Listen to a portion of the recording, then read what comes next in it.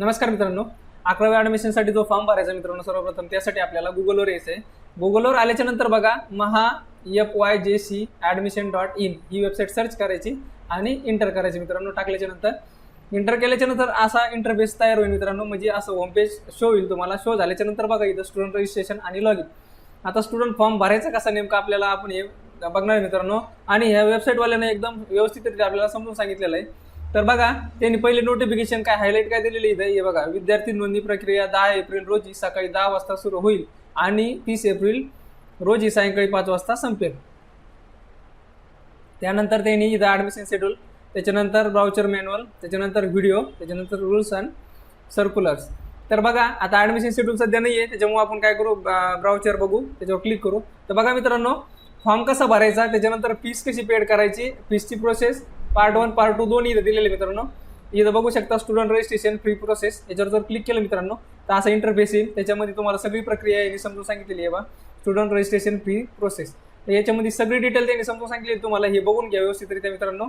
हे तुम्हाला सगळं बघून व्यवस्थितरित्या तुम्ही हे भरू शकता मित्रांनो.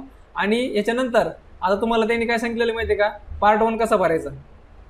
पार्ट 1ची सुद्धा त्यांनी काय केलेली PDF दिलेली मित्रांनो, मॅन्युअल. हे बघा पार्ट 1ची सुद्धा 19 पेजचे PDF दिलेली मित्रांनो. परंतु काय होतं माहिती आहे का, मॅन्युअलमध्ये बरेच सारे प्रश्न जे आपले क्लिअर होत नाही. त्या गोष्टीमुळे काय माहिती आहे का, तुम्ही मॅन्युअल न बघता पार्ट 1 आणि पार्ट 2चं मला तरी वाटतं व्हिडिओ बघावं. तर मग व्हिडिओ कसा बघायचा नेमकं, तर त्यांनी ते सुटेबल आपल्याला व्यवस्थितरित्या मराठीमधून समजून सांगितलेलं मित्रांनो. तरी पण मॅन्युअलमध्ये जर समजत असेल तर मॅन्युअल बघा, जर नसेल समजत तर काय करा माहिती आहे का, व्हिडिओचा. आता व्हिडिओवर कसं जायचं बघता मी. आता व्हिडिओ कसा बघायचा बघा मित्रांनो. तर बघा ब्राउचरच्या खालीच काय माहिती आहे का, व्हिडिओ नाव आहे. व्हिडिओवर क्लिक करायचं आहे, त्याच्यामध्ये पार्ट 1 मराठी डेमो, त्याच्यानंतर पार्ट 2 मराठी डेमो. याच्यावर क्लिक करून दाखवतो मी तुम्हाला. हे बघा मित्रांनो, डायरेक्ट ते काय करते, यूट्यूबला नेतं आपल्याला. यूट्यूबला नेल्याच्या नंतर आता ॲड सुरू झाली, याला स्किप करायचं मित्रांनो. हे बघा हे व्यवस्थित दाखवलेलं मित्रांनो इथं. आणि जर तुम्हाला क्लिअर दिसत नसेल तर मित्रांनो सेटिंगवर क्लिक करायचं आणि इथं जी क्वालिटी याच्यावर क्लिक करायचं. क्वालिटीवर क्लिक करून जी मोठी क्वालिटी मित्रांनो 360 त्याच्यावर क्लिक करा आणि फॉर्म कसा भरायचा ते पूर्ण बघून घ्या मित्रांनो. तसंच आता हे जे बघितलं मित्रांनो हा व्हिडिओ, तसाच सेम पार्ट 2चा पण सेम तसंच आहे मित्रांनो. पार्ट 2 पण तुम्हाला सेम तसंच भरायचं आहे, बघायचं आहे आणि भरायचं आहे. त्याच्यानंतर बघा मित्रांनो, आता सेल्फ डिक्लेरेशन विचारलं जाईल तुम्हाला.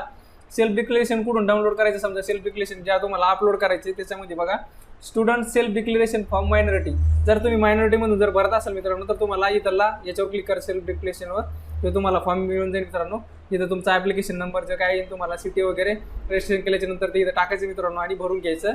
आणि हा फॉर्म तुम्हाला काय करायचं आहे, तुमची सही आणि तुमच्या वडिलाच्या सहीनं काय करायचं आहे, सही करून हा फॉर्म तुम्हाला अपलोड करायचा आहे मित्रांनो. त्याच्यानंतर बघा student undertaking for document upload. आता जे कोणी मायनॉरिटीमध्ये नाही भरत त्याच्यासाठी हे कंपल्सरी केलेलं आहे मित्रांनो. आणि ते अगोदरचं मायनॉरिटीवाल्यासाठी होतं. तर आता हे आम्ही पत्र आहे, तुम्ही मराठीतून भरू शकता किंवा इंग्लिशमधून पण दिलेलं आहे. दोन्हीपैकी एक तुम्ही कोणतंही भरू शकता, तुम्हाला जे जमल ते. तर अशा पद्धतीने त्यांनी एकदम सोप्या भाषेमध्ये त्यांनी सांगितलेलं मित्रांनो. मी तुम्हाला मराठीमधून पण ओपन करून दाखवलं.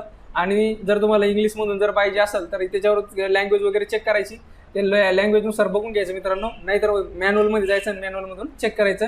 ते बघितल्याच्या नंतर व्यवस्थितरित्या मग काय करा मित्रांनो, स्टुडंट रजिस्ट्रेशन करून घ्या. रजिस्ट्रेशन झाल्याच्या नंतर तुम्हाला ID पासवर्ड येईल, मग लॉगिनवर जा मित्रांनो आणि सोप्या पद्धतीने तुमचं रजिस्ट्रेशन करून घ्या. धन्यवाद मित्रांनो. व्हिडिओ जर आवडला असेल तर नक्कीच लाईक आणि शेअर करायला विसरू नका. धन्यवाद.